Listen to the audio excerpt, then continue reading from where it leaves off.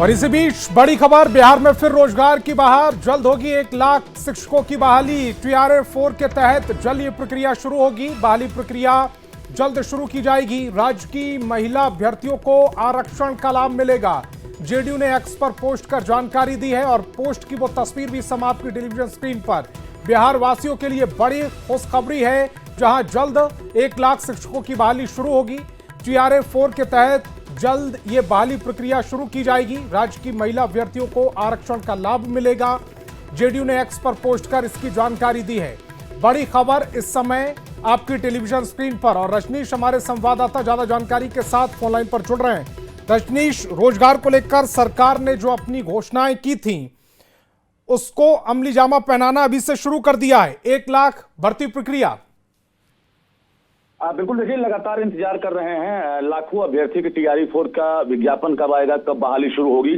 तो निश्चित रूप से पहले से इशारा दे दिया गया सरकार की तरफ से, लेकिन अब ऑफिशियल जानकारी भी धीरे धीरे मिलने लगी है। और बता दें आपको, इससे पहले शिक्षा मंत्री ने भी कहा था और आज जेडीयू के जो ट्विटर हैंडल है उससे ये जानकारी दी गई है कि लगभग 1 लाख वैकेंसी TRA-4 में आएगी और इसको लेकर तैयारी शुरू हो गई है।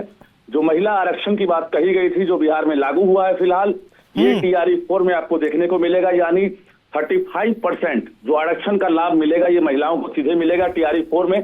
और जो सीटों का कैलकुलेशन है उसकी प्रक्रिया भी शुरू हो गई है। तो 31 तारीख के बाद तमाम जो जिला शिक्षा पदाधिकारी हैं वो खाली पड़े हुए पद, वर्तमान टीचर्स की संख्या, स्टूडेंट और टीचर का रेशियो, और इसके साथ साथ जो हेडमास्टर और हेड टीचर के जो खाली हुए पद हैं उनको कैलकुलेट करते हुए शिक्षा विभाग को सूची भेजेगा जिला। उसके बाद जो है शिक्षा विभाग की तरफ से आयोग को रोस्टर जाएगा, तब जाकर ये विज्ञापन जारी होगा। यानी 15 अगस्त के बाद कभी भी TRA-4 का विज्ञापन जारी हो सकता है। जी, लेकिन इसका ख्याल रखना होगा क्योंकि इसी साल चुनाव है और ज्यादा वक्त बचा नहीं है, तो फिर जो आचार संहिता लगती है उससे पहले ये वैकेंसीज आनी होंगी, और इसको ख्याल में रखते हुए जो विज्ञापन जारी करने की आप बात कर रहे हैं वो जारी होगा। बिल्कुल, देखिए BPSC ने जो कैलेंडर जारी किया है, रिवाइज कैलेंडर में भी अभी TRA-4 की चर्चा नहीं है।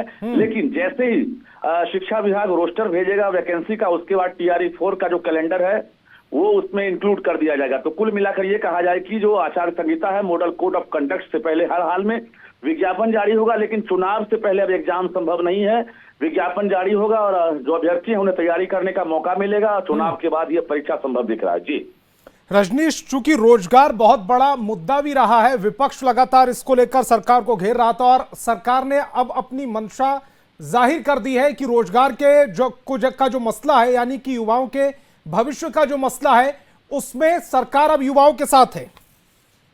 बिल्कुल, देखिए जो यूथ है, खासकर बेरोजगार यूथ, वो तो इंतजार कर ही रहे थे। पिछले 2 साल से लगातार बिहार में जो शिक्षकों की लगातार बहाली हो रही है, ऐसे में बीएड करने वालों की तादाद बढ़ी है। और इसके साथ साथ जो तमाम अभ्यर्थी हैं वो एस्टेट की भी मांग कर रहे हैं। एक सबसे बड़ा सवाल ये है कि 2025 में एस्टेट लेने की बात कही गई थी, एस्टेट परीक्षा नहीं ली गई है। अब भी ये असमंजस की हालत है कि आखिर विज्ञापन से पहले सरकार एस्टेट लेगी कि नहीं, क्योंकि शिक्षा विभाग ने बिहार विद्यालय परीक्षा समिति को एस्टेट के लिए पत्र भेज दिया था, लेकिन बिहार विद्यालय परीक्षा समिति एस्टेट को लेकर खामोश है। ऐसे में इसको लेकर भी जल्द ही एक जानकारी मिलनी चाहिए कि आखिर एस्टेट होगी या नहीं होगी परीक्षा। जी ठीक है रजनीश, आप हमारे साथ जुड़े, आपका बहुत बहुत शुक्रिया।